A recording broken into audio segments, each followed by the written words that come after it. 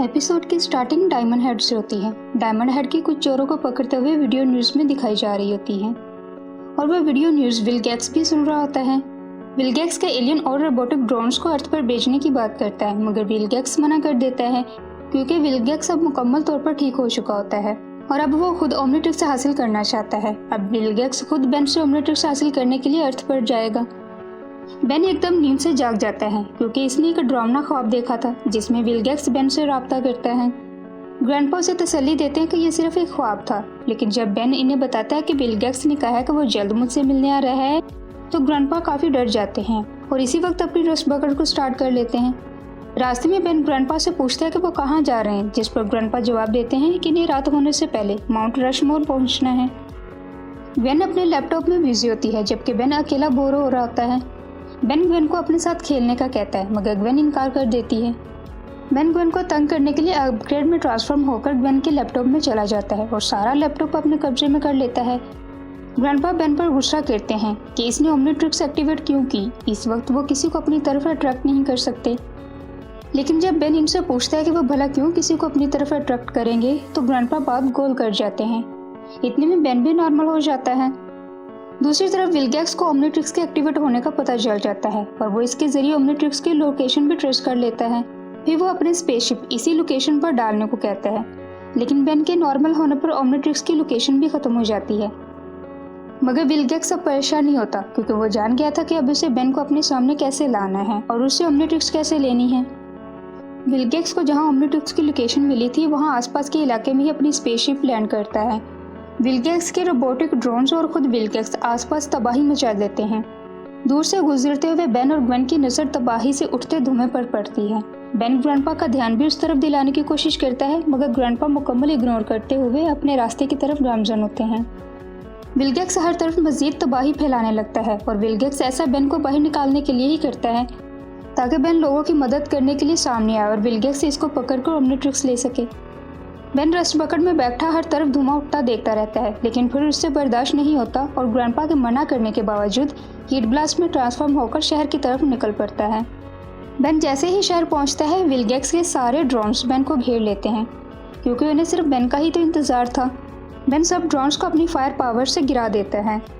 फिर अचानक से बेन को जगड़ लिया जाता है और फिर एक बहुत बड़ा बॉल बेन की तरफ आता है और देखते ही देखते बॉल ओपन होता है और अंदर से विल गेट्स निकलता है। बेन अपने सामने विल गेट्स को देखकर हैरान और परेशान रह जाता है क्योंकि अब तक वो विल गेट्स को बस अपने ख्वाबों में ही देखता आ रहा था। बेन पूरी ताकत लगाकर खुद को आज़ाद करवा लेता है और विल गेट्स से लड़ता है। अगर बेन विल गेट्स के सामने एक बच्चा होता है क्योंकि बेन का कोई भी वार विल गेट्स पर असर नहीं करता बल्कि विल गेट्स बेन को मारता है और बेन बहुत सी बिल्डिंग से होता हुआ दूर जा गिरता है। फिर बेन विल गेट्स को रोकने के लिए सड़क को पिघला देता है। विल गेट्स पिघले हुए लिक्विड में धंस जाता है। तभी ग्रैंडपा अपनी रस्ट बकेट के साथ वहां पहुंच जाते हैं। ग्रैंडपा विल गेट्स को देखकर परेशान हो जाते हैं और वो जल्दी से बेन को अंदर बैठने को कहते हैं। ठीक उसी वक्त बेन फिर से नॉर्मल हो जाता है। ग्रैंडपा बेन को समझाते हैं कि उसे विल गेट्स से दूर रहना चाहिए। ग्वेन और बेन हैरान होते हैं कि ग्रैंडपा विल गेट्स का नाम कैसे जानते हैं। इनके पूछने पर भी ग्रैंडपा कुछ नहीं बताते और फिर विल गेट्स के 2 रोबोटिक ड्रोन इनका पीछा करने लगते हैं। ग्रैंडपा उनको रोकने या इनसे लड़ने के बजाय गाड़ी को अपने रास्ते पर ही रखते हैं। ग्वेन उनको कहती है कि हम कब तक यूं बच पाएंगे। आगे से ग्रैंडपा कहते हैं कि हमें जल्दी से माउंट रशमोर पहुंचना है वरना बहुत देर हो जाएगी। बेन सब्र नहीं कर पाता और स्टिंग फ्लाई में ट्रांसफॉर्म होकर दोनों ड्रोन्स को तबाह कर देता है। इतने में विल गेट्स भी बेन तक पहुंच जाता है। फिर से विल गेट्स बेन से ओमनिट्रिक्स मांगता है। बेन और विल गेट्स की एक बार फिर से लड़ाई होने लगती है। ग्वेन ग्रैंडपा को बेन की हेल्प करने को कहती है मगर ग्रैंडपा को माउंट रशमोर पहुंचने की जल्दी होती है।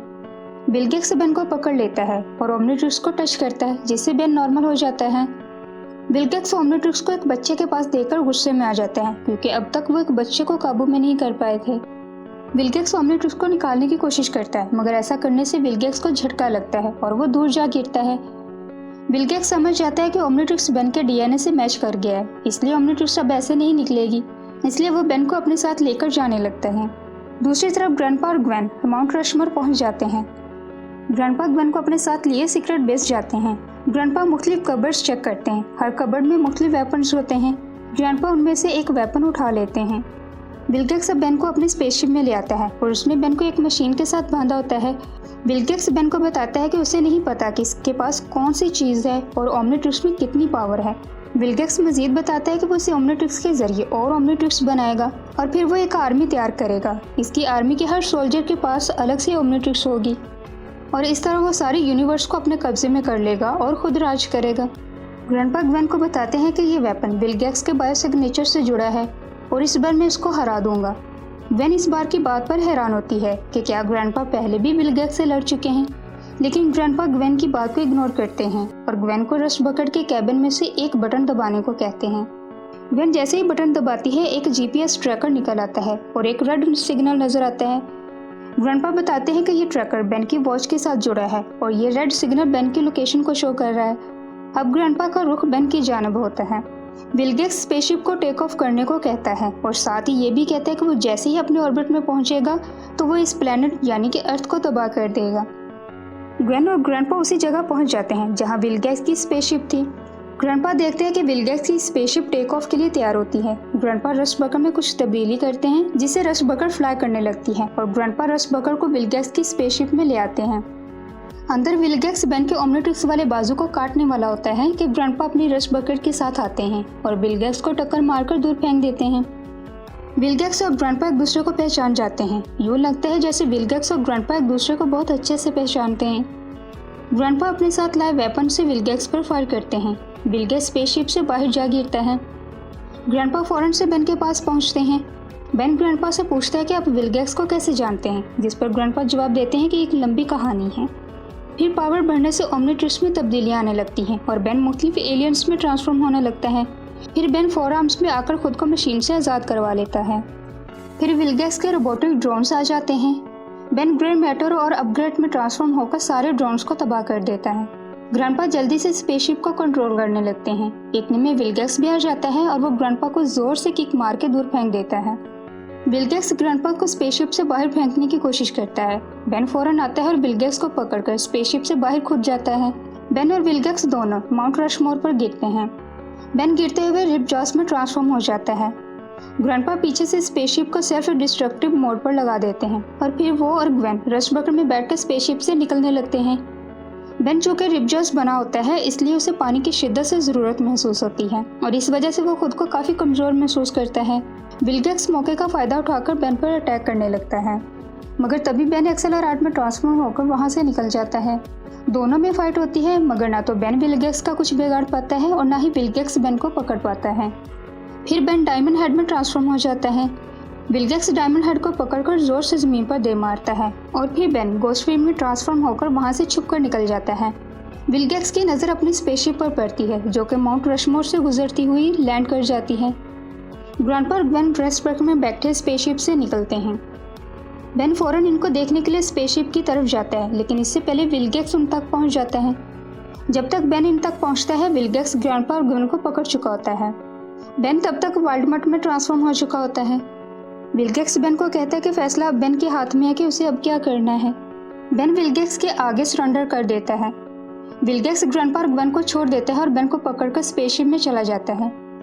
विलगेक्स के स्पेसशिप में बैठते ही स्पेसशिप टेक ऑफ कर जाती है, मगर स्पेसशिप के टेक ऑफ करते ही सेल्फ डिस्ट्रक्टिव मोड लॉन्च हो जाता है। बेन ग्रैंडपा के वेपन से विलगेक्स पर हमला करता है और विलगेक्स को संभलने का मौका दिए बगैर हेड ब्लास्ट में ट्रांसफॉर्म होकर स्पेसशिप से निकल आता है, जबकि विलगेक्स की स्पेसशिप पूरी तरह से डिस्ट्रॉय हो जाती है।